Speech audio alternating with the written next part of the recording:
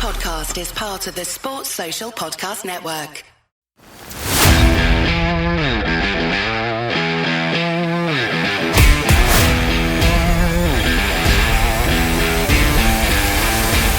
Croeso I podcast Rugby Cymru.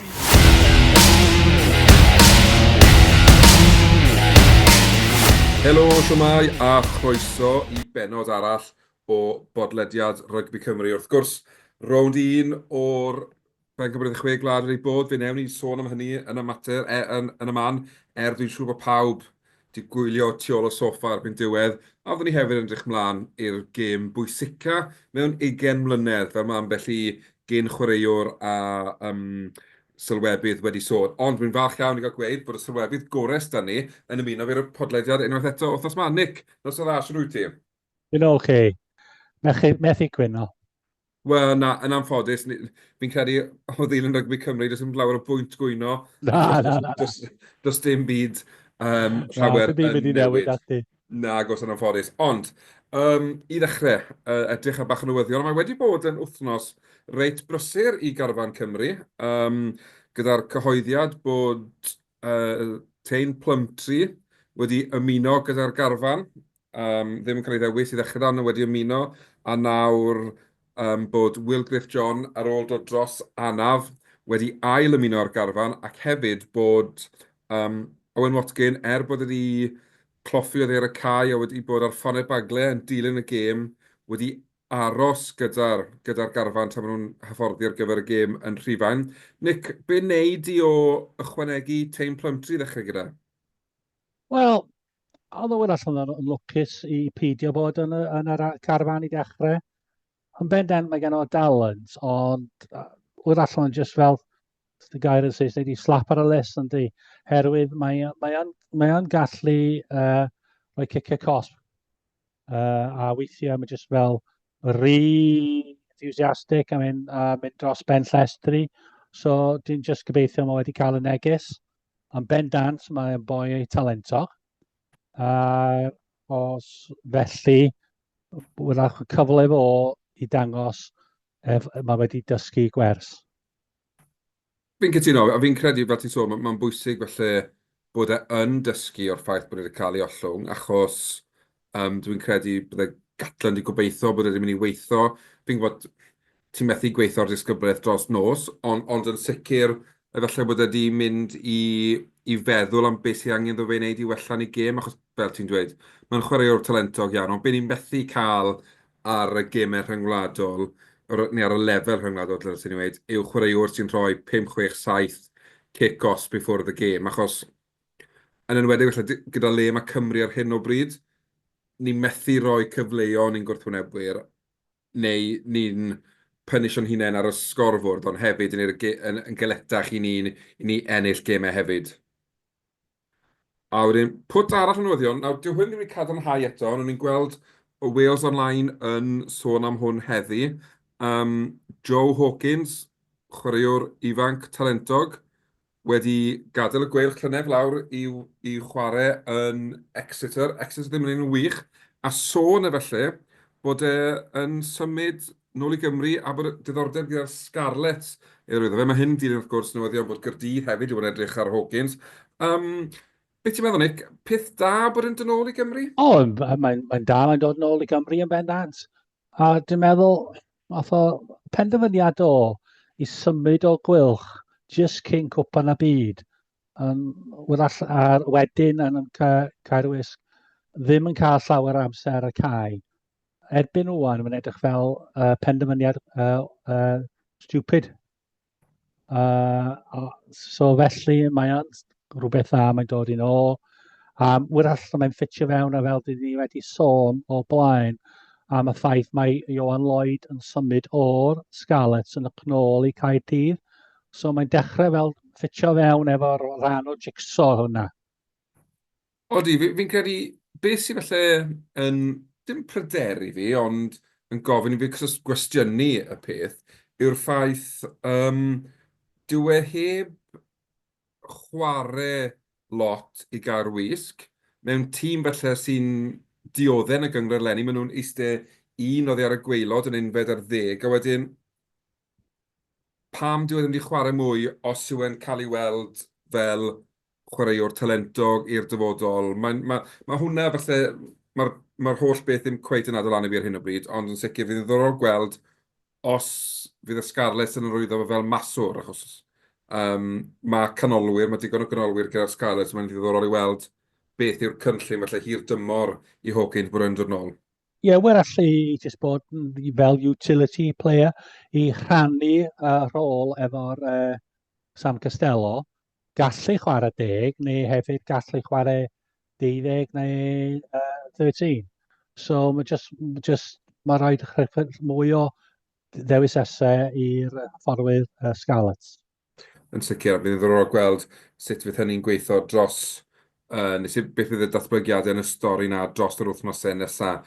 Nawr, dwi'n gwybod, Nick, ni mwy na thebyg ddim eisiau mewn mlaen i drafod y gêm nos Wener diwetha, ond yn anffodus, fel natur podlediad sy'n sôn am rygbi yng Nghymru, mae rhaid i ni drafod y gêm yn erbyn Ffrainc. Ewn ni ddim trwy y gêm yn gyfan gwbl, achos fi'n credu bod ni wedi danto ar hynny, ond falle, dim bod fi'n disgwyl ni gyr o Ffrainc, dwi ddim yn naif i hynny, ond o ran y perfformiad, falle disgwyliadau, dy ddisgwyliadau di o Gymru, beth ath yn anghywir, beth fethodd y tîm wneud o gwbl?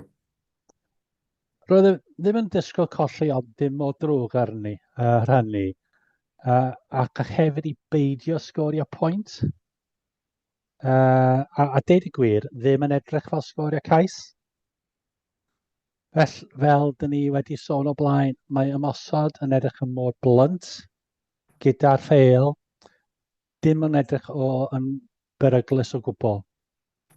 Be dyn ni yn edrych yn ôl rwan, ydy ni edrych ar y gêm heb yr emotion, heb ddim sylwadau.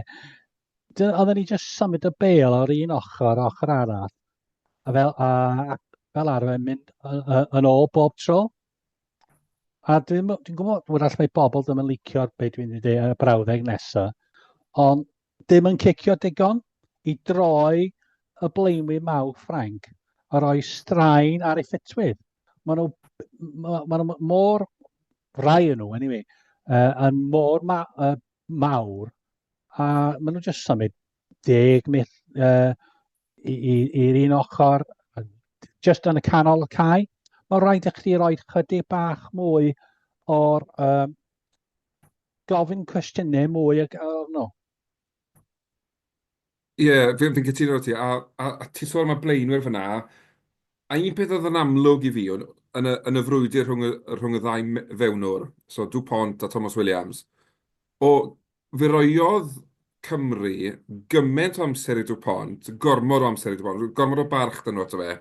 Ta wedyn, oedd e'n gallu naill ai rhoi'r bas i'r olwyr, rhoidd e'r blaenwyr mawr oedd yn neud llathen metr i ddwy bob tro nhw'n cario, a oedd digon amser dyfer y bêl. So, Thomas Williams Drian yn rhedeg ar draws y ca gymaint yn chwilio am redwyr, oedd neb yn cynnig i hunain, a oedd yr ymosod yn effernol. A dwi'n gwybod bod hawlu wedi cael ei benodi nôl i'r swydd yn reit hwyr cyn dechrau'r twrnament, ond oedd hawlu yn rhan o set-up Gatland tro gynta gwmpas. Dyw e ddim yn berson newydd i'r amgylchedd yma. Mae wedi bod yn rhan o'r tîm hyfforddi ers tipyn o amser. Dim bod fi'n disgwyl yn gwneud gwirthiau dros nos, ond ti'n disgwyl gweld rhywbeth yn dod wrth y tîm. Oedd e'n siambolic. Dwi ddim yn siŵr iawn beth o'n i'n trio wneud. Cytuno. Wel, fel mesur o answydd y fforddiant, fformwyr gwael. A ydy o ffaith nhw wedi rhoi cynllun nhw ato nhw, a'r chwaraewyr wedi penderfynu peidio chwarae ato nhw, neu wedi rhoi cynllun hollol ofnadwy i ffordd i chwarae tîm fel Ffrainc. Dwi'n credu mae'r tîm hyfforddi sydd ar fai, achos i fi, oedd y chwaraewyr oedd ar y ca, fe roio nhw i gorau. Fe roio nhw popeth mewn i'r gêm. jyst bod ni ddim digon da. A fi'n credu bod ni'n well tîm na ni'n na di ni'n gweld ar hyn o bryd. OK, does dim llwyth o ser yn y tîm sy'n gallu newid canlyniad gêm fel Shane Williams neu George North pan oedd yn ifanc. O'n nhw'n chwaraewyr, os o ti mewn twll, o'n nhw'n gallu cael ti allan o'r twll na, o'n nhw'n gallu ffeindio'r darn o magic na i newid gêm. I fi, dyw'r chwaraewyr na ddim gyda ni rhag, ond yn ffodus, dyw Josh Adams ddim yn chwaraewr oedd e, a dwi'n...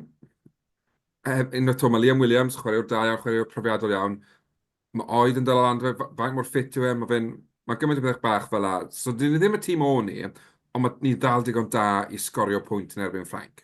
Ar y lefel hyn, dylsyn ni fod yn ein well na beth wnaethon ni nos Wener diwetha. Fel ydyn ni sôn ar erbyn y tîmiau mawr, dyn ni yn collas allan yn y gêm corfforol. Felly, mae'n rhaid i ni ateb yr her. Mae yna dwy ffordd i fi i drio gwneud hynny. Efo footwork, pam wyt ti'n mynd i mewn i contact, cael ffrind efo chdi. 2 yn erbyn 1, neu yn lleiaf, 2 yn erbyn 2. Ond dyn ni ddim yn neud hynny. Na, mae'n diddorol bod ti'n sôn am hwnna.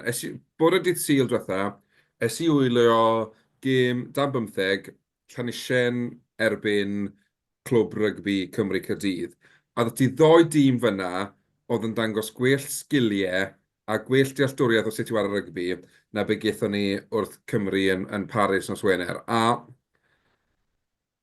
mae rygbi'n gêm hawdd i chwarae. Does dim angen cymlethu fe. Ond, beth o'n i'n ffeindio ar Cymru nos Wener diwetha, o'n nhw'n chwarae rygbi o gwbl. O'n nhw bron o fod just rhyw fath o training i Ffrainc, a bod Cymru fel yn rhoi rhyw fath o bwysau yn o'r Ffrancwyr tra bod nhw'n ymarfer. Oedd e ddim yn... Oedd Ffrainc ddim yn dod allan o'r trydydd ger? Na. A dyna beth, wrach mae'n dangos lle mae Cymru yn sefyll rwan. Fi'n credu bod e. Fi'n credu bod e, ti'n iawn. Erbyn rwan, ydych chi weld unrhyw positives o gwbl? Wel, fi'n credu bod Jack Morgan yn bositif ym mhopeth mae fe'n neud. Mae fe'n arwen fel capten a mae fe'n rhoi popeth fel... So 15 Jack Morgan dweud i'r ca, fi'n credu bydd y Cymru'n o reit, ond just diffyg... Mae hwn yn swnio falle bach yn odd, ond y positif yw, fi'n credu nawr bod Cymru bron o fod wedi bwrw'r llawr. Ni methu mynd lot gwaith. I fi, ni wedi cyrraedd y gwaelod, ni ond yn gallu adeiladu o hwn. A er bod hwnna'n bositif odd iawn, fi bron o fod yn credu, mae dyna sydd angen arno ni, yw mynd nôl i'r dechrau a adeiladu'r gwaelod eto. Ni wedi bod fan hyn o blaen, mae tîm oedd y 90au, o'n i'n bell o fod yn wych, ni wedi colli ambell i dîm y Western Samoa yn ôl y 90au. Ni wedi colli tîm oedd Romania. Ni wedi colli'r tîm oedd dylsyn ni ddim golli. Just bod fi'n credu beth yw yna, ni wedi dod i ddisgwyl gymaint gwell. Fi'n credu, dros yr 20 mlynedd diwetha, ni wedi cael yn sboilo gyda fel mae Cymru wedi chwarae, fel mor dda mae Cymru wedi wneud. A nawr, mae hwn yn digwydd, a does neb yn disgwyl e, a mae hwnna lle yw'r sioc fwyaf, yw'r ffaith bod ni'n len ni ar ôl y cyfnod eiraidd ni wedi gweld ers bod Gatland wedi bod yn hyfforddi'r tro cyntaf o gwmpas. Ie, y rai chwaraewyr a chwarae'n dda, ddysgym mynd eitha dda. A Henry Thomas a Gareth Thomas chwarae'n dda. Dwi'n meddwl, gath Tom Rogers game dda. A David Jenkins yn y taclo'n dda. A'r pob clod, dwi'n licio llongyfiadau iawn i Dan am y cap cyntaf, Dan Edwards. A roedd Nicky Smith yn gwneud chydig bach o'r effaith o'r faint. Ond clutching at straws dyn ni, ynddo? Ie, fi'n cytuno ti, Dan Edwards mlaen, llawer cynt nag oedd yn disgwyl. A o pawb yn gwybod bod ddim yn noson hawdd iddo fe, ond fi'n credu bod wedi delio gyda'r emosiwn a'r profiad a popeth yn dda iawn a mewn mewn amser caled, mewn gêm anodd, dwi'n byth yn hawdd chwarae'r gêm gyntaf. Na, fi'n credu, fi'n cytuno gyda chwaraewyr nes di enwi bod nhw wedi cael argraff, o bosib bod fi'n bod bach yn fen, dim ond yn canmol Jack Morgan. Ond, dwi'n hapus i symud mlaen o'r gêm na, Nick, os wyt ti. Os wyt ti wedi cael Ond digon yn gwrtad. ar Fi siarad yn yma. anghofio o'r gêm. Fi'n credu dylsyn ni falle ofyn, nes di wylio'r tîm dan 20, 4 awr ar 20 ar ôl ni? Do, oedd Ie, yn ymosod ar y tîm o Danigen yn well na tîm Cymru, tîm cyntaf, ond yn bron yr un fath. Dyn ni colli allan yn y gêm corfforol, ond ni gallu herio tîm Ffrainc tan hanner amser, ie. ond wedyn yn yr ail hanner yn nhw'n dechrau roed bwysau arna ni, a wedyn, oedd bob mynd efo, just fel y mae'n digwydd mewn gêm yn dydi. Bob pas, bob kick, ond maen nhw just mor clinical. A'r beth sy'n diddiorol y fi, mae yna cynllun y ffordd maen nhw'n chwarae sy'n union i fath. Mae y tîm Ffrainc yn chwarae oedd y tîm Ffrainc yn chwarae nos Wener. So mae ffordd i chwaraewyr Ffrainc. Maen nhw gyd yn gwybod lle bynnag nhw yn yr pathway, ffordd nhw i nhw chwarae.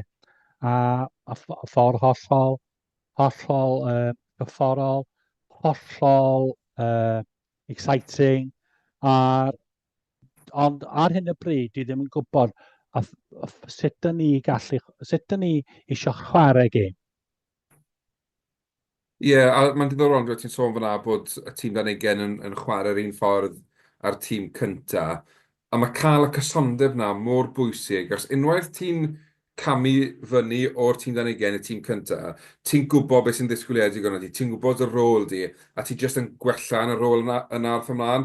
Ar hyn o bryd, mae Cymru'n teimlo'n disjointed iawn, a ni bron o fod, reit. Os ti'n y tîm dan 19, ti'n chwarae fel un. Ti wedyn yn y tîm dan 20, ti'n chwarae fel un. A wedyn ti'n mynd y tîm cynta a ti'n chwarae fel hyn. A does dim y peth naturiol na o datblygu chwaraewyr i chwarae'r steil penodol. A mae Na. hwnna yn broblem fi'n credu, achos mae'r gwledydd gorau i gyd yn gwella. Ar hyn o bryd, dwi'n mynd gweld yr un peth gyda tîm Cymru. Mae'n teimlo fel bod ni'n aros yn yr unfa. Felly hyd yn oed yn cymryd camau nôl. Ond noson galed i'r tîm dan 20, ond unwaith eto. Ga i just Wrth gwrs. codi pethau hefyd. Dyn ni dal yn disgwyl y cynllun gwella'r undeg rygbi Cymru. A Aberturney dweud, mae'n dod allan y hydref. Rwan, mae o fis Chwefrol, a dal dim byd. Y hydref hiraf erioed, Carwyn. Wel, dyna'r peth. Ni'n aml yn cwyno am hyd y geiaf, ond undeb rygbi Cymru, does dim geiad i bod to, mae wedi bod yn hydref. A ti'n iawn, maen nhw'n ffeindio ffordd o brynu amser eu hunain heb weid dim byd. Mae'n anhygol sut mae'r undeb yn gwneud hyn. Tro ar ôl tro, tymor ar ôl tymor, ni'n gweld nhw'n addo gymaint i ni, ond ddim yn delifro arno fe. So mae'n gofyn cwestiwn i fi am ansawdd ar arweinydd yr undeb. Ond sicr, mae'n neud ti feddwl yn dweud, achos hefyd, o'n nhw wedi addo bydde edrych mewn i cyfres Cymru yn yr hydre, a beth benderfynon nhw oedd cadw gadael yn y swydd. Ond nath hwnna gymryd 3 mis iddyn nhw gyrraedd y pwynt na. Maen nhw'n anhygol am oedi gwneud penderfyniadau a oedi cyhoeddi pethau. Ond mae rhaid nhw gyhoeddi pethau cyn o hir. Achos os nhw aros tan diwedd y 6 glad, dwi'n credu bydd problemau fwy gyda nhw na cyhoeddi strategaeth. Ond mae honna'n stori arall. Beth o'n i'n gobeithio trafod hynny, cyn bod ni'n ymlaen i edrych at y gêm bwysica yn hanes diweddar Rygbi Cymru, yw'r ffaith bod y garfan wedi treulio'r wythnos diwetha ddim wedi dod yn ôl i Gymru, ond di aros yn Ffrainc ac yna'n symud ymlaen i'r Eidal. Be i'w wneud i o hyn? Anarferol gweld nhw'n wneud hyn? Wel, i fi, jyst yma rhan y fi personol yw, dwi'n deall nes ffordd chydig bach llai o bwysau ar y chwaraewyr bod allan ymarfer yn y hael a gobeithio cael gwell perfformiad disadwn yn Rhufain. Ond mae hwnna di un ffordd edrych am y ffaith maen nhw wedi bod yn nis. Ie, fel, fi'n cytuno efo ti o ran, fi'n credu, falle bod cadw nhw mas o'r wasg yn beth da, bydde wedi bod yn wythnos galed iddyn nhw yn Gaerdydd yn gweld yr holl newyddion a popeth oedd papur cenedlaethol a teledu ac ati'n gweud. Ond mewn adeg le mae cyllid a'r gwariant a diffyg felly arian i'r rhanbarthau ac ati'n dod mewn iddi, i fi mae'n teimlo fel bod nhw'n gwastraffu lot o arian yn treulio wythnos yn Ffrainc. Os enillwn nhw erbyn yr Eidal dydd Sadwrn, dwi'n credu felly byddai bach mwy derbyniol o'r peth. Ond os ydyn nhw wedi cael wythnos yn De Ffrainc, a bod nhw'n colli'n erbyn yr Eidal, mae'n edrych fel joli i fi le dyn nhw wedi dysgu di byd. Ond, fi'n gobeithio, wrth gwrs, bod nhw'n ennill, ond cawn weld. I fi, oedd yn lot o arian i wastoffi. Cyn i ni sôn am y gêm dydd Sadwrn, gai just herio un peth efo chdi. Dwi ddim yn cytuno efo bobl dweud mae gêm pwysicaf Cymru ers 10 mlynedd. Herwydd y ffaith, a dwi'n mynd i deud rhywbeth rwan, ond wrach fydd rai bobl ddim yn cytuno, ond dwi'n gymro beth eisiau Cymru colli unrhyw gêm. Ond be di wahaniaeth os gollwn ni eto ar ennill y llwy bren a mynd lawr y World Ranklings un safle? Just meddwl am y dyfodol rwan, ar gyfer gwelliant i'r dymor, ac fel asiant newid gwirionol, ydy peth gorau i Cymru colli dydd Sadwrn? Dwi ddim yn credu fydd e'n ddiwedd y byd, achos fel ti'n sôn, bydd ddim yn effeithio ar yn llefydd ni yn y detholion gormod.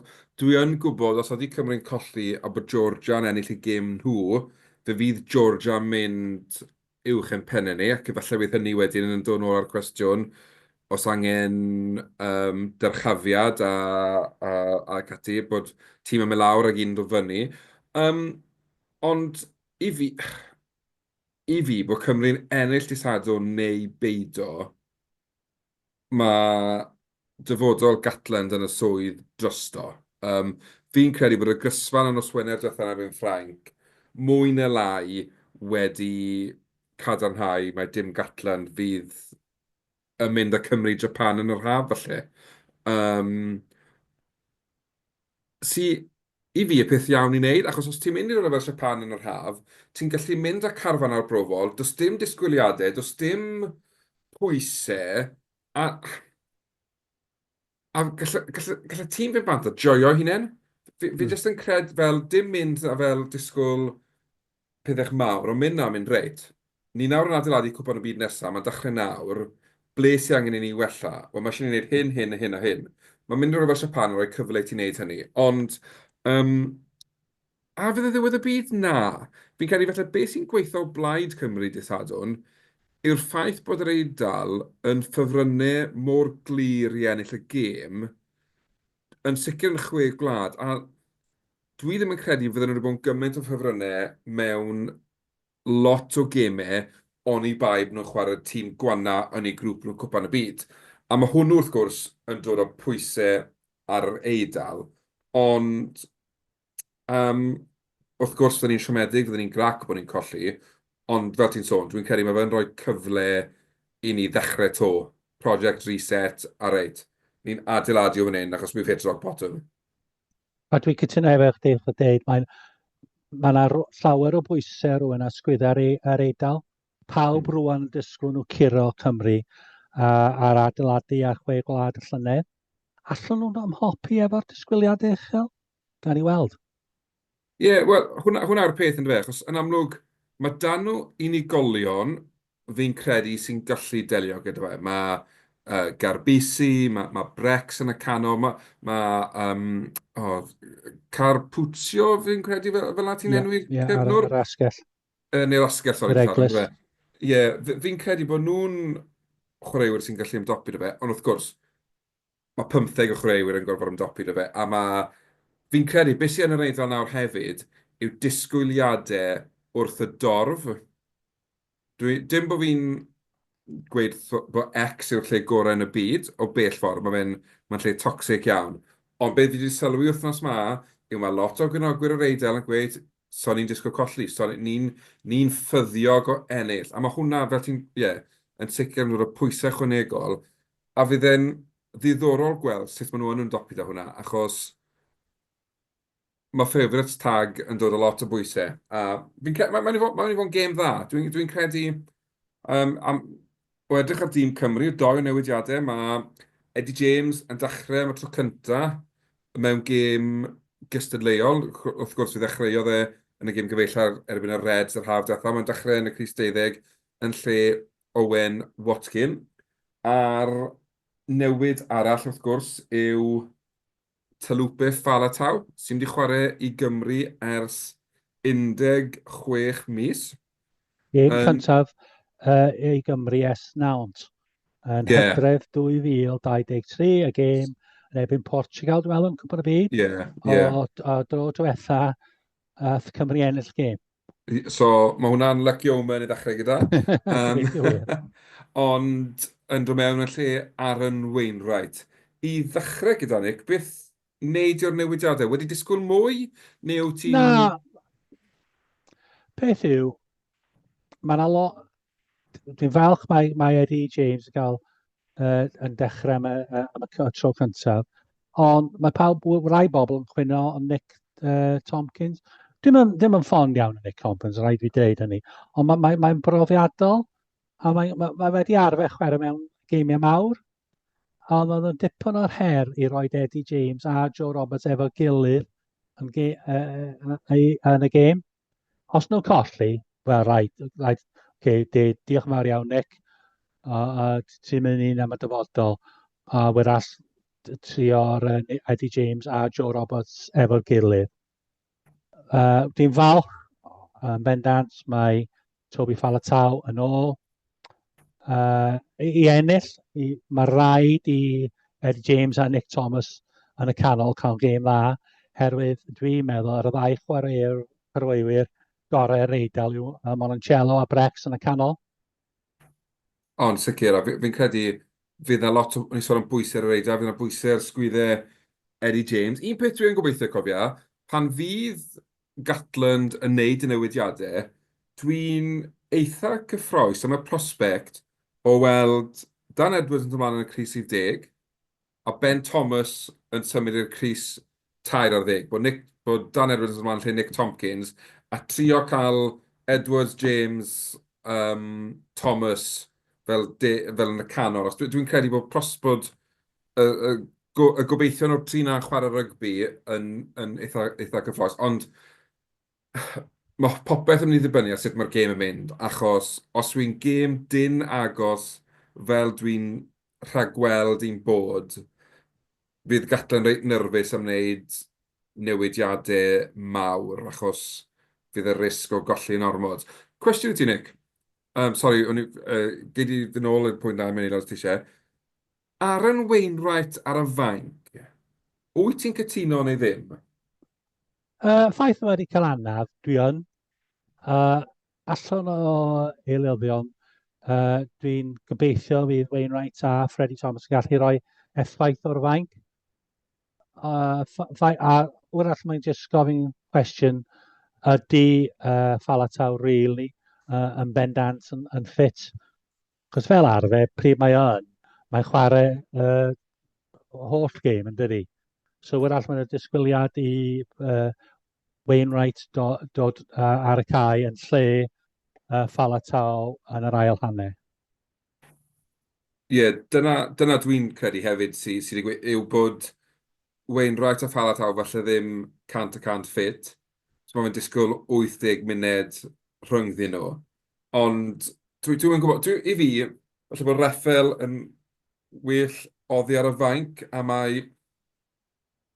Dwi'n gwybod, ni wedi dechrau Wainwright a Faletau, dwi'n gwybod, a bod both them falle ddim yn y garfan, ond dwi'n gwybod, mae fe'n...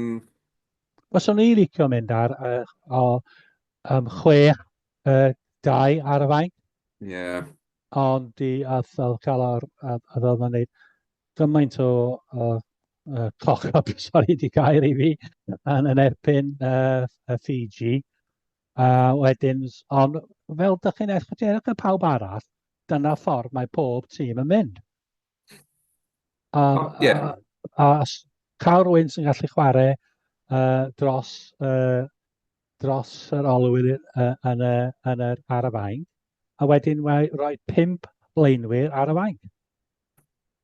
A i fi, trwy dechrau Ben Thomas yn 10, ti bron o fod yn gallu mynd 6-2.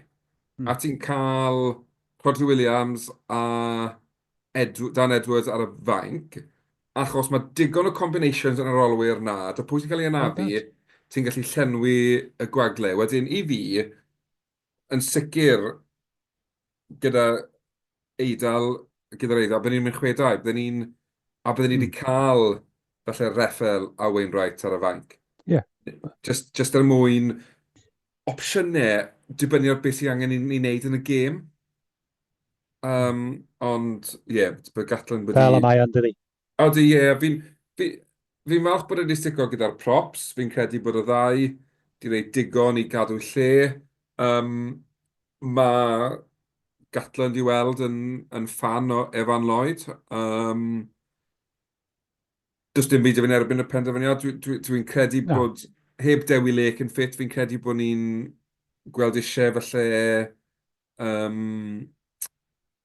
bach o'r safon rhyngwladol da ar hyn o bryd. Ond, wedyn, ail reng, ie, mae'n stico ar un peth. Ie, mae rhaid i Will Rowlands a David Jenkins cael gêm dda, cos wrach mae yna chydig bach o advantage i ni fanna, ond mae rhaid nhw sefyll fyny a sefyll allan yn yr ail reng. Yn sicr, a beth mae'r ddoi nhw'n ddigon profiadol. Does dim diffyg profiad yna nawr. Fi'n gwybod bod Daf Jenkins yn reit ifanc, ond mae wedi bod yn gapten ar ei glwb. Mae wedi bod yn gapten ar Gymru. Mae digon o brofiad gyda fe, a mae Will Rowlands, wel, mae wedi chwarae rai o clybiau mwyaf Ewrop. Wedyn, does dim esgus bod ni ddim yn gallu bod yn gystadleuol. A Calamantes fyny mewn ffordd, ynddo fe? Ond cawn weld. Sut ti'n gweld y gêm yn mynd? Wyt ti'n dawel yn ffyddiog? Siomedig y deud, o'n i wedi disgwyl ni colli, ond gêm agos. Ond fedra ni ennill os ni chwarae dda, ond ar hyn o bryd, dyn ni ddim efo'r llawer o hyder, a os di pethau dechrau mynd yn wrong, a dyna be ydy'r problem yn ni ar hyn o bryd. Dyn ni wedi arfer colli mewn gêm agos, a dyn ni gwybod sut i ennill. Ie, fi'n gweld tîm Cymru ar hyn o bryd bach fel y dreigiau. Le ni mewn gymaint o ryt, mae'r chwaraewyr yn anghofio sut i ennill, a i fi, pwysicad yw sadwn yw yn amddiffyn ni.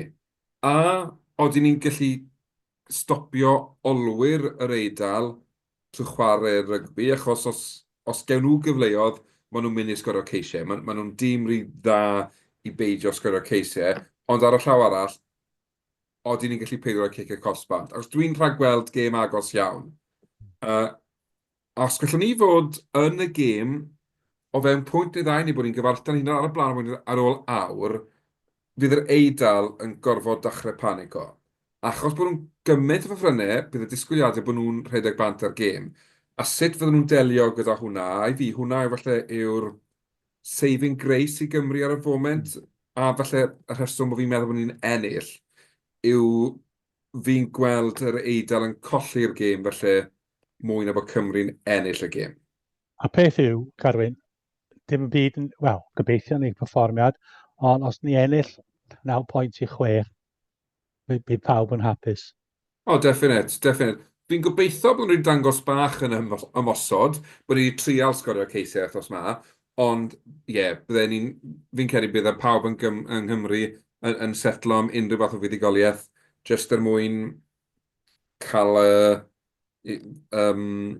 cael hwnna mas o'r ffordd. Achos ar hyn o bryd, fi'n credu mae fe'n pwyso gymaint ar y chwaraewyr. Mae fe'n brifo nhw gymaint bod nhw'n methu ennill. Bod nhw'n teimlo fel bod nhw'n gadael y wlad lawr, ond be byddwn ni eisiau gweud, dyn nhw ddim yn gadael ni lawr. Dyn nhw ddim bod o diffyg ymdrech, mae fe just... Maen nhw gyd yn gweithio'n galed a roed y corff ar y lain bob gêm. So neb yn gallu deud yn ddim yn gwneud hynny. O, na, a mae just... Mae eisiau gwneud bach o look. Cael y bach o look na sy'n angen yn o ti ennill gêm, a wedyn mae'n wahanol stori. Ni'n recordio podlediad wythnos nesaf yn dathlu'r ffaith bod ni wedi ennill am y tro cyntaf mewn 4 gêm ar 10, ond... Mae'r ferch hynaf yn mynd i gêm. Mae'n yr Eidal. Ydy. Wel, gobeithio bod ni'n barod i weiddi a canu a rhoi hwb i'r boes, achos bydd angen edrych fi'n credu penwythnos yma. Wel, o'n i bai bod rhywbeth arall ti Nick i weid. Fe ddewn ni o'r podlediad i ben. Ie, jyst i codi beth, mae'n y gêm cael ei ail chwarae ar ôl, wedi cael ei canslo, dwi'n meddwl, yn ôl yn fis Medi. Aberafan yn chwarae Casnewydd nos Wener, a dwi'n meddwl mae Abertawe yn chwarae Gwyn's Caerfyrddin hefyd. Ie, dwi'n credu bod gêm Aberafan Casnewydd, oedd y tywydd yn effernol. Oedd hi'n gêm fyw ar S4C, os dwi'n cofio'n iawn. Ti'n iawn. A dwi'n, gath i ganslo. Canslo hanner ffordd nhw'n oedd. Ie, na ti, oedd hi'n 9-6 i Aberafan, os dwi'n cofio'n iawn. Neu 9-3, oedd hi'n gêm agos, tywydd yn effernol, a'r dyfarnwr yn penderfynu bod ddim eisiau glychu rhagor o'r ail hanner. Felly, wel, ti'n meddwl beth, gan bod bach o amser, dyn ni. Newn ni ddyfalu pwy sy'n am ennill. Aberafan i Casnewydd, Nick, fel ti'n gweld hon yn mynd? Wel, oedd Aberafan curo Ben y Bont yn dod yn gêm derby. Felly, ti'n gwybod mae tîm Casnewydd yn tîm dda, ond na i mynd am y tîm Catre. Ie, dwi'n credu felly bod hwnna'n ffordd dda o edrych arni. Dwi'n credu bod Aberafan reit gryf ar gair Talbot, a maen nhw wedi bod eitha da trwy'r tymor. A mae'r Casnewydd, oedden nhw'n wario'n dda, mae canlyniadau wedi bod yn mynd yn ei erbyn nhw ychydig, ddim felly mor gryf a bydden nhw wedi gobeithio bod. Felly dwi am gytuno gyda ti yn y gêm na, mae Aberafan sy'n ennill lle. Abertawe Cwins Gaerfyrddin, 2 dîm sydd wedi cael un anodd felly tymor mai addasu i'r Super Rugby Cymru, felly ddim le nhw'n gobeithio bod yn y tabl. Fel ti'n gweld hon yn mynd, Nick? Wel, mae'n anodd i gweld lle mae'r Abertawe mynd i ennill gêm. Felly, yna'n mynd am Cwins Caerfyrddin. Ti'n gwybod beth? Fi'n credu bod Abertawe yn aros am fuddugoliaeth yn dod i ben nos Wener. Dwi'n credu, yn wedi ar ôl y golled o bwynt... Fel Cymru, ie? Ie. Mae pethau mynd i newid. Mae'r byd... Dyfal donc a dir y garreg. Ti wedodd ie, mae penwythnos yma'n hanesyddol yn rygbi yng Nghymru. Dwi'n credu, ar ôl y golled o bwynt i Pontypool yn y cwpan, bod Abertawe wedi ffindio'r fformul yna i ennill gêm, a byddwn nhw'n curo'r Cwins just mwyn cael rhywbeth i floeddio am y tymor yma. Ond na, sicr, mae'n... os yw'n rygbi Cymru wedi bod yn hit fi'n credu, fi'n fan yno fe, a braf Mae tîm o dan ugain yn fyw ar S4C nos fory. Oeddi, nos Wener, 7 Chwefror, S4C yw'r lle, gobeithio fydd bach o redemption iddyn nhw hefyd. a fydd pawb yn dathlu yn yr Eidal sy'n gwisgo coch Cymru penwythnos yma. Nick, fel ar arfer, diolch fawr iawn i ti am dy gwmni. Croeso. A mwynhau'r gêm neu bynnag wyt ti'n gwylio. Gobeithio bod wedi ddim tu ôl o soffa wrthos yma. A dy pwy sy'n chwarae, gwylio, gwrando, be bynnag wneud yr egwydd penwythnos yma, mwynhewch. Diolch. Ac mi welwn i chi wrthos nesaf am benod arall o podlediad Rygbi Cymru. Hwyl am y tro. Os da pawb.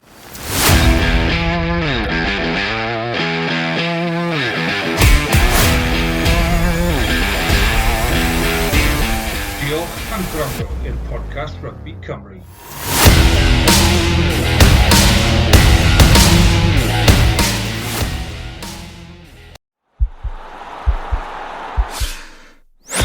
This podcast is part of the Sports Social Podcast Network.